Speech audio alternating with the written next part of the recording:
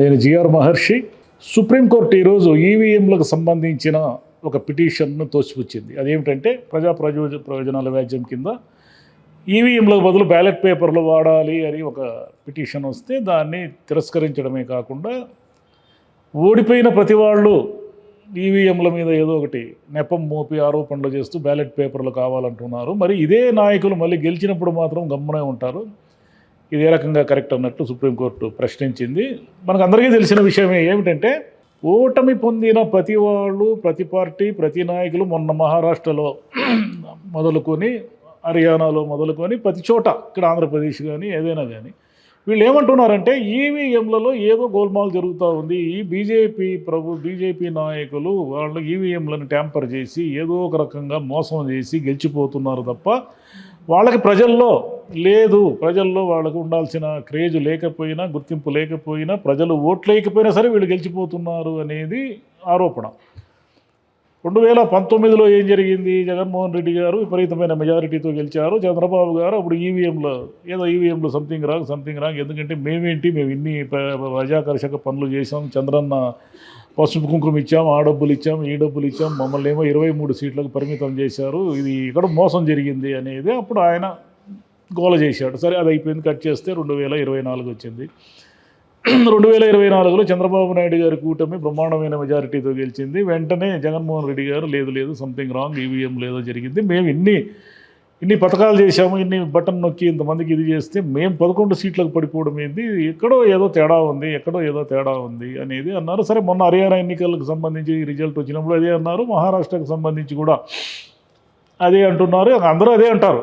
ఎందుకంటే బీజేపీ నిజంగానే ఈవీఎంలను మేనేజ్ చేయగలిగితే, ఈవీఎంలను మోసం చేయగలిగితే, మొన్నటి లోక్సభ ఎన్నికల్లో వాళ్ళు ఎందుకు బోటాబోటీ మెజారిటీతో చంద్రబాబు నాయుడు గారితోనో లేక నితీష్తోనో వాళ్ళకు కలిసి ఉంటే తప్ప గవర్నమెంట్ ఫామ్ చేయలేని స్థితికి ఎందుకు వస్తారు? కర్ణాటకలో వాళ్ళు ఎందుకు ఓడిపోతారు? ఈవెందో వాళ్ళ గవర్నమెంట్ ఉంది కదా, కర్ణాటకలో స్టేట్ గవర్నమెంట్ ఉంది, సెంట్రల్లో వాళ్ళే ఉన్నారు, కానీ కర్ణాటకలో వాళ్ళు ఓడిపోయారు. ఆంధ్రప్రదేశ్లో ఏమీ చేసుకోలేకపోయారు, ఈజీగా కాంగ్రెస్ గెలిచింది. మొన్నటి ఎన్నికల్లో కూడా మహారాష్ట్రలో వాళ్ళు గెలవంగానే ఈవీఎంలు అని అరిచారు, కానీ మరి జార్ఖండ్లో వాళ్ళు ఓడిపోయారు కదా, మరి ఓడిపోయినప్పుడు ఏమిటి? కాబట్టి ఇది కాదు పరిష్కారం. ఎందుకంటే మళ్ళీ ఈవీఎంలో ఏవైనా లోపాలు, తప్పులు ఏవైనా అంటే, ఏదో మొన్న ఓడిపోయిన వాళ్ళు ఏదో అన్నారు, ఛార్జింగ్ ఏదో తక్కువ ఉండేసరికి మొత్తం ఓట్లన్నీ చివరి నిమిషంలో తారుమారైపోయినాయి అని అన్నారు. అట్లాంటి లోపాలు, సాంకేతిక లోపాలు కానీ, వైఫల్యాలు కానీ ఏమన్నా ఉంటే దాని మీద చర్చ జరగడం అవసరమే కానీ, లేదు అది మొత్తం మోసము, మనం బ్యాలెట్ పేపర్లకే పోదాము అనేది కరెక్ట్ కాదు. ఎందుకంటే బ్యాలెట్ పేపర్లో ఉన్న ఇబ్బందులు అన్నీ ఒక్కసారి ఎలక్షన్ జరిగితే దాన్ని లెక్క పెట్టడానికి 3 రోజులు పెట్టేది ఆ రోజుల్లో. మళ్ళీ మధ్యలో ఈ బాక్సులు ఎత్తుకుపోయేవాళ్ళు, మళ్ళీ ఇంకు పోసేవాళ్ళు, రకరకాల వాళ్ళు అంతా ఉన్నారు. అంటే ఈవీఎంలు ఎత్తుకుపోయేదానికి ట్రై చేస్తారు అనుకోండి, అది వేరే విషయం. ఈ గోలంతా ఎందుకు? అప్పుడు మనకెంత గంట కల్లా రిజల్ట్స్ వచ్చేది, ఇది సదుపాయం బాగుంది కదా అనేది అందరి ఉద్దేశం. నిజంగానే ఈవీఎంలలో మోసమే జరిగితే ప్రతిపక్షాలు ఎప్పటికీ అధికారంలోకి రావు కదా, ఎలా వస్తాయి? వచ్చే ఛాన్సే లేదు కదా. ఇప్పుడు మొన్న ప్రియాంక గాంధీ అన్ని లక్షల ఓట్ల మెజారిటీతో గెలిచిందంటే ఆమెను ఓడించడానికి ఈవీఎంలు ఏదో గోల్మాల్ చేయొచ్చు కదా. ఆమె పార్లమెంట్కి వస్తే ఇబ్బంది కదా. ఇందిరాగాంధీ వారసరాలుగా, సోనియా గాంధీ కుమార్తెగా ఆమె ఎప్పటికైనా థ్రెట్టే కదా, రాహుల్ గాంధీ చెల్లెలుగా. కాబట్టి ఆమెను ఓడించేదానికే ప్రయత్నం చేసి ఉండేవాళ్ళు కదా. మనం మొత్తంగా ఆలోచిస్తే ఏమిటంటే, సుప్రీంకోర్టు పిటిషన్ తోసేయలేదా అనేది కూడా పక్కన పెడితే, నాయకులు తమకు అనుకూలంగా ఉన్నప్పుడు, తమకు అనుకూలంగా ఓట్లు ఉన్నప్పుడు, తమకు అనుకూలంగా ప్రభుత్వాలు ఏర్పడినప్పుడు, గెలిచినప్పుడు వీళ్ళు నోరు మెదపరు, ఈవీఎంలు అద్భుతము అంటారు.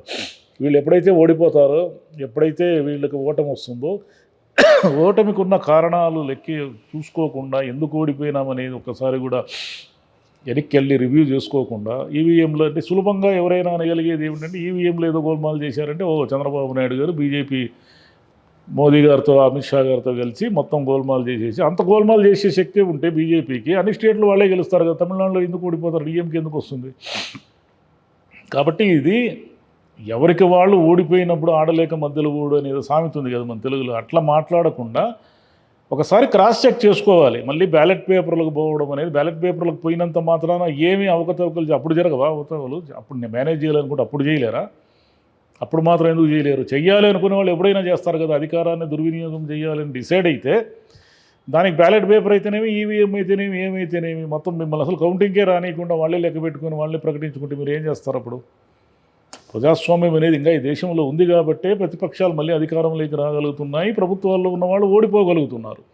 అదే లేకపోతే ఏముంది? ఎప్పుడు నిరంతరము ప్రభుత్వాల్లో ఎవరుంటారో వాళ్ళే కదా ఉంటారు. బీజేపీ వరుసగా గెలుస్తూ ఉందనే కదా ఇప్పుడు సమస్య. ఈవీఎంలు అంటున్నారు.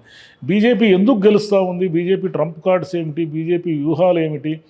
బీజేపీ పొత్తులు ఏమిటి? ఇవన్నీ కూడా ఆలోచించాలి కదా. మహారాష్ట్రలో ఎందుకు వాళ్ళు ఆ మిరకల్ క్రియేట్ చేయగలిగారు? ఎందుకు వీళ్ళు కాంగ్రెస్ భరోసా కల్పించలేకపోయింది? కాంగ్రెస్ తన కూటమిలో 120 సీట్లకు పోటీ చేస్తే 15 సీట్లకు పోటాపోటీనే గెలిచిందంటే దాని అర్థం ఏమిటంటే కాంగ్రెస్ భరోసా కల్పించలేకపోయింది, కాంగ్రెస్ నమ్మడం లేదు. రాహుల్ గాంధీ ఇంకా ప్రధానమంత్రి స్థాయి నాయకుడిగా తనకు తాను ప్రొజెక్ట్ చేసుకోలేకపోతున్నారు కాబట్టి కాంగ్రెస్ను ఓడిస్తున్నారు. అది అర్థం చేసుకోకుండా ఈవీఎంలు అనడం వల్ల ఏమీ ప్రయోజనం లేదు. ఈవీఎంలను మేనేజ్ చేయడమే బీజేపీ లక్ష్యము, బీజేపీకి చేతనైన పని అయితే ఈ దేశంలో ఎప్పటికీ ప్రతిపక్షాలు గెలవు. ఎందుకు గెలవబట్టి ఎలా గెలుస్తాయి? మొత్తం ఈవీఎంలు ట్యాంపరింగ్ చేసేసినప్పుడు మీరు ఎలా గెలుస్తారు? ఎవరైనా కూడా ఎవరు ఎప్పటికీ గెలవరు. కాబట్టి గెలుపు ఓటములకు సంబంధించి చాలా విషయాలు, చాలా వ్యవహారాలు ఉంటాయి. ఈవీఎంల మీద నింద మోపేసి మనం ఓడిపోయాము అనుకోవడము ఊరికే కొంతకాలం ఏదో చర్చ నడుస్తుంది, అమాయకత్వము హాస్యాస్పదం అవుతుంది పోను అవన్నీ. Thank you.